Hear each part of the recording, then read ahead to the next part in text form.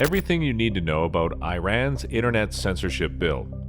A subcommittee of Iran's Majlis, or parliament, recently approved the Cyberspace Users Rights Protection Bill, a piece of legislation that will increase restrictions on access to Internet services in Iran. The news comes after months of deliberation in the Majlis about the bill, and it can have a critical impact on the lives of millions of Iranians. Iran's regime thus plans to address some of its main concerns: the free flow of information in and out of Iran, the broadcasting of news and videos of protests, and more importantly, the communication channels among networks of the Iranian opposition. However, the bill has hurdles and implications that the regime is not yet ready to handle. What is the Cyberspace Users Rights Protection Bill? Iran's regime already imposes severe restrictions on social media and messaging platforms, news websites, and other online applications.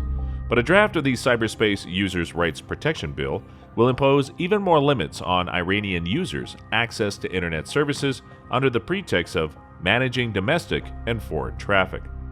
The regime will predicate the activity of any Internet service in Iran to compliance with the rules set by the Supreme Council of Cyberspace, the government body that supervises and implements Internet censorship. Foreign social media companies must surrender user data to regime authorities, transfer servers inside Iran, or follow the regime to use other methods to unencrypt and monitor user communications.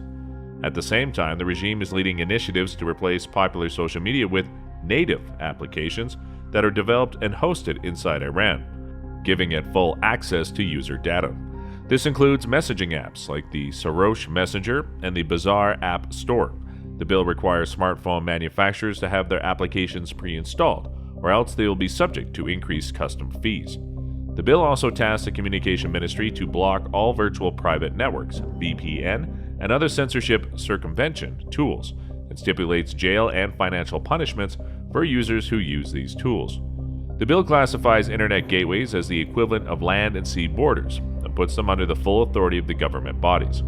This will give the judiciary free reins to peer into user communications without needing any warrants or legal procedures. Major hurdles loom.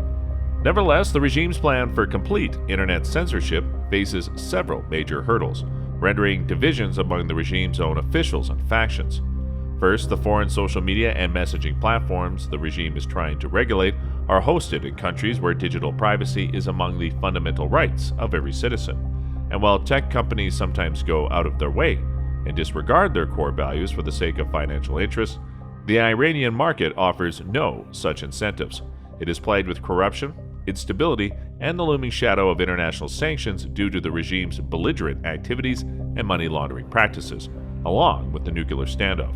Second, the regime's plans to replace foreign services with domestic applications do not have a solid foundation. Given Iran's poor digital infrastructure and the extremely high usage of Internet services among Iranians, the regime will not be able to roll out and maintain such apps at the scale of tens of millions of users.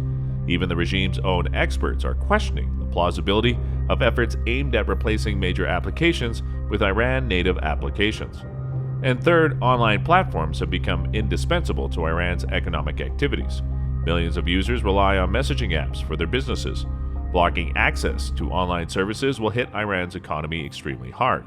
For example, during the 2019 protests, the regime carried out a complete shutdown of the internet for several weeks, causing billions of dollars in damage to the economy. Even in recent days, as the regime has been experimenting with throttling internet access, many businesses have been disrupted. At present, Iran's economy is on the verge of total collapse. Every day, people from different walks of life are coming to the streets to protest inflation, high prices, unemployment, and other economic problems. An overhaul of internet access will further aggravate economic woes, triggering more of the same protests that the regime is trying to prevent. At this point, the mullahs are caught in a web of conflicting dilemmas, each of which will further nudge it toward another major confrontation with the Iranian people and their resistance movement. And while they hope that the Internet Censorship Bill will solve some of their so-called national security problems, it will cause many others.